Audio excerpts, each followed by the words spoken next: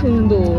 আজকে আমরা পাহাড়ের ধারে পিকনিক করছি। এই যে বাড়ি থেকে আনা খাবার, স্যান্ডউইচ, ওয়াটারমেলন, নান আর পনির, আর সামনে এরকম ভিউ। ওয়াও, এই যে সুন্দর সামনে লেক, পাহাড়ের ধারে লেক, লোকে বোটিং করছে আর আমরা এই ভিউ এনজয় করতে করতে এই খাবার খাচ্ছি। গাছের ছায়ায় বসে এরকম করে পিকনিক অনেকদিন বাদে করছি। সুন্দর ওয়েদার, আজকে একটা পারফেক্ট ডে পিকনিক করার জন্য।